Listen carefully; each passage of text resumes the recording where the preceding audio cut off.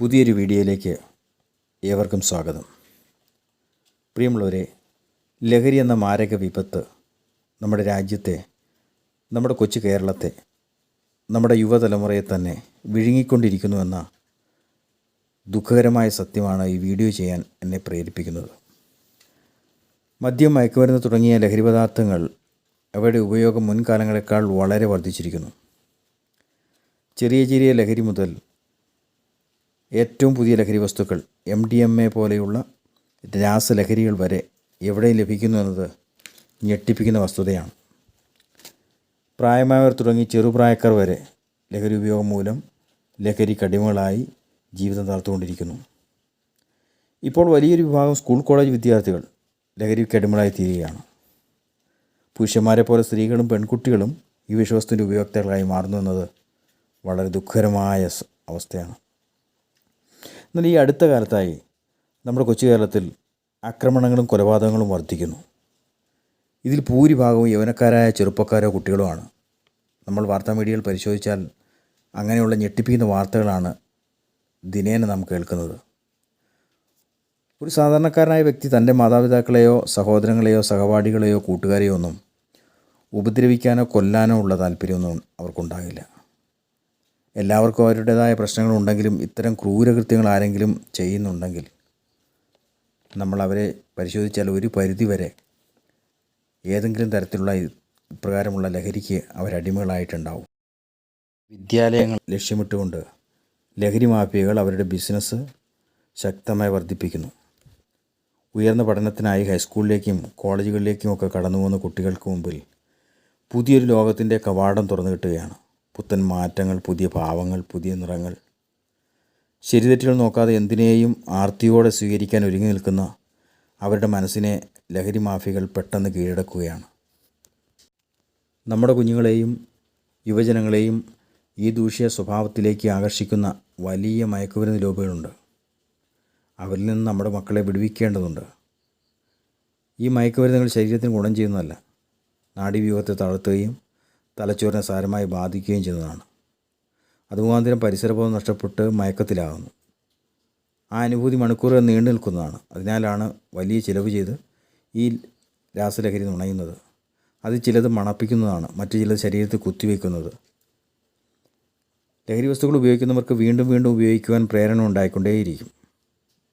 കയ്യിൽ പണമില്ലാതെ വന്നാൽ കടം വാങ്ങും. അങ്ങനെ ലഭിക്കാതെ വന്നാൽ മോഷണം, പിന്നെ പിടിച്ചുപറി, കൊലപാതകം തുടങ്ങിയ കുറ്റകൃത്യങ്ങളിലേക്ക് തിരിയുക. അവസാനം ആർക്കും വേണ്ടാത്ത ജന്മങ്ങളായി അവശേഷിക്കും. മദ്യം, മയക്കുമരുന്ന് എന്നിവയുടെ ഉപയോഗം മൂലം വ്യക്തികളും കുടുംബങ്ങളും തകരുന്നു. ആ നിമിത്തം നമ്മുടെ സമൂഹം നശിക്കുകയാണ്. ഇന്ന് ഇന്ത്യയിൽ പ്രചാരത്തിലുള്ള അപകടകാരികളായ മയക്കുമരുന്നുകൾ കറുപ്പ്, LSD, MDMA, marijuana, heroin, alcohol, morphine, cocaine തുടങ്ങിയ മരുന്നുകളാണ്. സ്കൂൾ കോളേജ് ക്യാമ്പസുകളെ കേന്ദ്രീകരിച്ച് ഈ ലഹരി വസ്തുക്കളുടെ വിപണനം നടക്കുന്നുണ്ട്. അറിഞ്ഞോ അറിയാതെയോ ഇവയുടെ ഉപയോഗം മൂലം നമ്മുടെ ഭാവി വാഗ്ദാനങ്ങളായ ഇളം തലമുറ നമുക്ക് നഷ്ടമാവുകയാണ്. മാതാപിതാക്കൾ അതിദുഃഖരായി തീരാനിടയാകുന്നു. മയക്കുമരുന്നിന് അടിമകളാകുന്ന കുട്ടികളിൽ സംഭവിക്കുന്ന ചില കാര്യങ്ങളിങ്ങനെയാണ്. വിഷാദ രോഗത്തിന് അവരടിമയാകുന്നു. പഠനത്തിൽ ശ്രദ്ധിക്കാൻ കഴിയാതെ പരാജയപ്പെടുന്നു. മാനസിക വിഭ്രാന്തി ഉണ്ടാകുന്നു. സമൂഹത്തെ അഭിമുഖീകരിക്കാൻ കഴിയാതെ ഏകാന്തത ഇഷ്ടപ്പെടുന്നു. കുടുംബത്തിലുൾപ്പെടെ അക്രമാസക്തരാകുക. ഭക്ഷണത്തോട് വിരക്തി ഉണ്ടാകുന്നു. ആരോഗ്യം നഷ്ടപ്പെടുന്നു.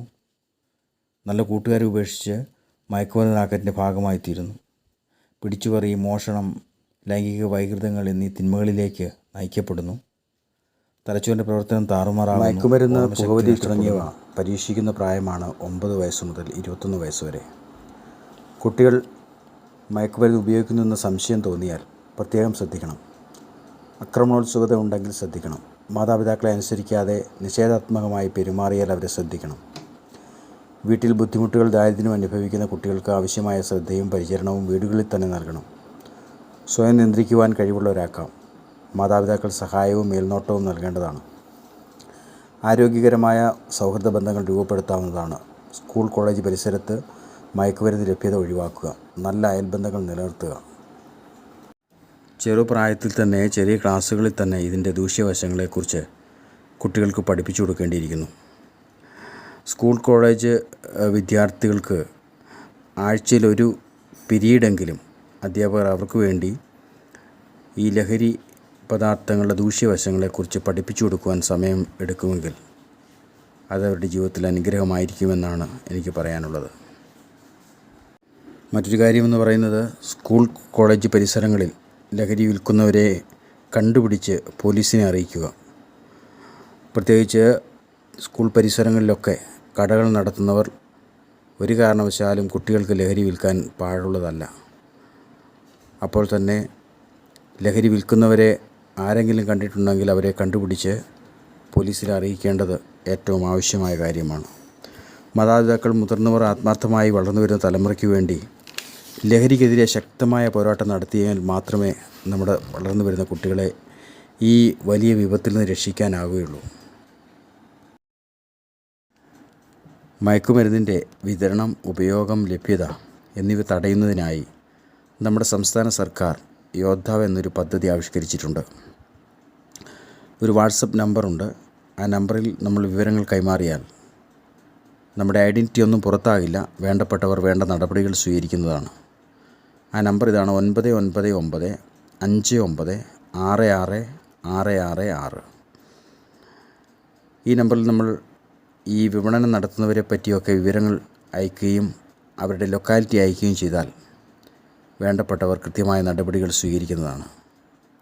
പ്രിയപ്പെട്ടവരെ, ഏതു വിധേനയും നമ്മുടെ നാട്ടിൽ നടക്കുന്ന ഈ ലഹരിക്കെതിരെയുള്ള ശക്തമായ പോരാട്ടം നാം ഓരോരുത്തരും അതിൽ പങ്കുചേർന്നുകൊണ്ട് നമ്മുടെ വരും തലമുറയെ, നമ്മുടെ ഇളം തലമുറകളെ രക്ഷിക്കുക എന്ന ബാധ്യത നമുക്കേവർക്കും ഉണ്ടെന്ന് നമ്മൾ ഏറ്റെടുത്തുകൊണ്ട് നമ്മുടെ സമൂഹത്തെ ഈ ലഹരിയിൽ നിന്ന് രക്ഷപ്പെടുത്താൻ നമുക്ക് ഒരുമിച്ച് കൈകോർക്കാം എന്ന് പറഞ്ഞുകൊണ്ട് ഈ ചെറിയ വീഡിയോ ഞാനിവിടെ ഉപസംഹരിക്കുന്നു.